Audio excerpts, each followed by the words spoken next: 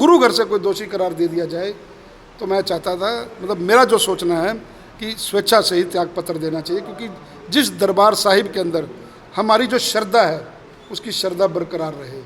उन पे हम माथा टेकते हैं जा कर के, उन पे जा कर के हम मन्नत मांगते हैं, उनके दुआ मांगते हैं, और अगर वहाँ से ही उनको दोषी करार दे दिया जाए तो फिर उनको सीएम बने रहने का कोई अधिकार नहीं। फायर फाइटिंग सिस्टम और आग से बचने के संसाधन, आग लगने के जो भी संसाधन से बचने के उनके संसाधन, उनको वो पूर्ण करने ही होंगे, तभी वो आगे चल पाएंगे। अगर वो पूर्ण नहीं कर पाएंगे तो फिर वो सील भी होंगे, उनको बंद भी किया जाएगा, क्योंकि हम जान पर, किसी की जान पर और खुद उनकी भी, देखिए बिल्कुल जीरो टॉलरेंस पे सरकार चल रही है।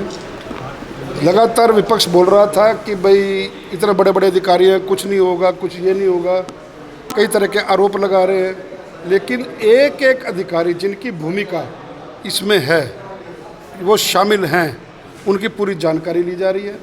पहले दिन माननीय मुख्यमंत्री जी ने बोल दिया था कि कितना भी बड़ा अधिकारी क्यों ना हो, अगर वो इसमें दोषी पाया जाता है तो धीरे धीरे परतें खुल रही हैं, सीबीआई अपना काम कर रही है, जो जो दोषी होगा उसको अब वो अरेस्ट करेंगे, और जो निर्दोष होंगे वो बाइज्जत बरी होंगे, अपना आराम से काम करेंगे। विपक्ष कह रहे हैं ये रिटर्निंग ऑफिसर थे पंकज अग्रवाल, अब इन्हीं की गिरफ्तारी होगी राज्यसभा चुनाव। तो देखिए मेरी बात सुने, एक आईएएस ऑफिसर हो, रिटर्निंग ऑफिसर तो उन्हीं को लगाया जाएगा ना, किसी के अंदर तो नहीं घुसे हुए कि वो क्या कर रहा है। आप मेरी बात समझिए, जांच का विषय है, जांच आगे बढ़ी तो अगर रिटर्निंग ऑफिसर थे, इतने बड़े पद पर उनको जिम्मेवारी दी गई थी, अगर जांच में वो भी दोषी पाए गए हैं तो उनकी भी तो गिरफ्तारी हुई ना, किसी की ने सिफारिश तो नहीं की ना। आदरणीय मनोहर लाल जी रविवार को करनाल थे, खुलकर मेरी उनसे बात हुई, उन्होंने तुरंत साफ बात शब्दों में बात कही कि ज़ीरो टॉलरेंस के ऊपर, मैं तो शुरू से कहता आया हूँ कि ज़ीरो टॉलरेंस के ऊपर सरकार अपना काम कर रही है। किसी को भी बचाने के लिए, किसी को भी टेलीफोन करने के लिए, किसी को मिलने के लिए भी, दाएं बाएं से भी कोई भी अपना सिफारिश ना करे, ना वो किसी की सिफारिश मानने वाले, ना मुख्यमंत्री जी किसी की सिफारिश मानने वाले। भगवंत मान का एक कथित वीडियो वायरल हुआ, उसमें अब 2 आरोपियों की अरेस्टिंग हुई है जिन्होंने एक फर्जी रिपोर्ट तैयार की है। देखिए मेरी फेसबुक पे मैंने अभी वो वीडियो भी डाल दी है, जिसमें सारा कुछ साक्ष्य नज़र आ रहे हैं। बीजेपी हरियाणा के पेज पे आ गई है, बीजेपी अपना जो सा केंद्र के पेज पर आ गई है, जिन आधार पे वो सारी गिरफ्तारी साफ साफ उसमें दिख रहे हैं वीडियो के अंदर, कैमरा तो झूठ बोलता नहीं। देखिए भगवंत मान ने किस प्रकार से पूरा प्रोपेगेंडा रचा। पहली बार कभी ऐसा हुआ है कि सिटिंग चीफ मिनिस्टर के खिलाफ सर्वोच्च संस्था है सिख समाज की, वहाँ से वो अपना आदेश पारित हुए हैं कि उनको सिख पंथ का इतना बड़ा दोषी करार दिया गया है। तो देखिए जब इतना बड़ा गुरु घर से कोई दोषी करार दे दिया जाए तो मैं चाहता था, मतलब मेरा जो सोचना है कि स्वेच्छा से ही त्याग पत्र देना चाहिए, क्योंकि जिस दरबार साहिब के अंदर हमारी जो श्रद्धा है उसकी श्रद्धा बरकरार रहे। उन पे हम माथा टेकते हैं जा कर के, उन पे जा कर के हम मन्नत मांगते हैं, उनके दुआ मांगते हैं, और अगर वहाँ से ही उनको दोषी करार दे दिया जाए तो फिर उनको सीएम बने रहने का कोई अधिकार नहीं। फर्जी रिपोर्ट बनवा रहे थे, फर्जी, मैंने बताया ना, फर्जी रिपोर्ट के लिए पैसे, सारी चीज़ें साक्षी आ गए। मैंने कहा मेरे फेसबुक पेज पर आप देखिए, मैंने पोस्ट किया है, बीजेपी हरियाणा के पेज पे आप देखेंगे वहाँ पे पोस्ट हुआ है, बीजेपी अपना केंद्र के पेज पे वो पोस्ट हो चुकी है। सारी जानकारी आप लोग मीडिया वाले तो देते हैं, वही चीज़ तो निकालते हैं। उन्हीं जो जानकारियाँ आपके सोर्सेज से पता लगती हैं, उन्हीं चीज़ों के साक्ष्य बना करके उनको आगे चीज़ें बढ़ती, जाँच आगे बढ़ती है। नहरी पानी को लेकर राजस्थान और हरियाणा में बातचीत हुई है, क्या लगता है कि पंजाब को भी आगे बढ़ना चाहिए जो हिस्सा हरियाणा का बनता है?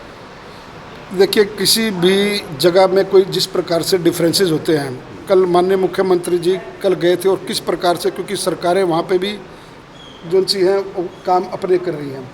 पंजाब में हम बार बार क्यों कह रहे हैं कि सरकार भारतीय जनता पार्टी की बनाए, हमने हमेशा से उनको बड़े भाई का दर्जा दिया है, हर बार उनको बड़ा भाई कहा है। हरियाणा के लोग, पंजाब के लोग, ऐसा तो नहीं कि पंजाब का पानी काट देंगे तो पंजाब में मतलब सूखा आ जाएगा। एक जो हमारा हिस्सा है, हम उस हिस्से को तो मांग रहे हैं, यहाँ के किसानों के लिए वो हिस्से ही तो मांग रहे हैं, और वर्षों वर्ष मांग रहे हैं, और माननीय सुप्रीम कोर्ट का आदेश भी आ गया, उसको भी नहीं वो मानते। तो मुझे पूरी उम्मीद है कि 2027 के चुनावों में भारतीय जनता पार्टी की सरकार बनेगी तो ये मसला भी सॉल्व हो जाएगा। ये लगातार 3 दिन से मैं चंडीगढ़ था, मैं चंडीगढ़ से सीधा आज यहाँ पहुँचा हूँ। आप माननीय उपायुक्त महोदय से जानकारी ले सकते हैं, लगातार उनके संपर्क में था। वो दृश्य देख करके इतना रोना आता है कि जिन बच्चों ने अपने सपने संजोए थे वो बच्चे आज हमारे बीच में नहीं हैं। हरियाणा के सोनीपत से भी एक बच्चा है।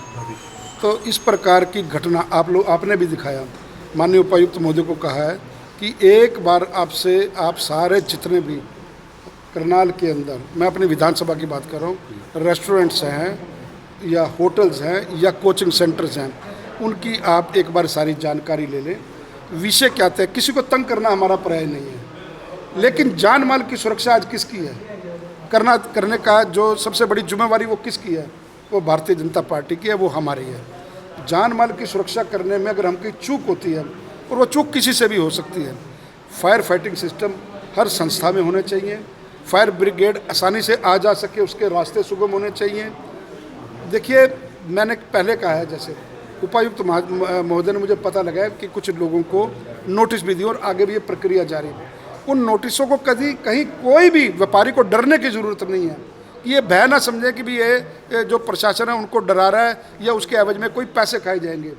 बड़ा नीट एंड क्लीन प्रशासन काम कर रहा है। उपायुक्त महोदय जो हमारे नवनियुक्त उपायुक्त महोदय हैं, बड़े सक्षम अधिकारी हैं, निगम कमिश्नर के पद पर रोहतक में रहे हैं। मैं व्यक्तिगत उनको इसलिए जानता हूं क्योंकि मेरी विधानसभा की कमेटियों में कई बार वो व्यक्तिगत अपना आकर के उन्होंने बड़ा अच्छा रोहतक के बारे में बताया, तो मैं उनसे बहुत इम्प्रेस था क्योंकि रोहतक को एक उन्होंने अच्छा रूप दिया।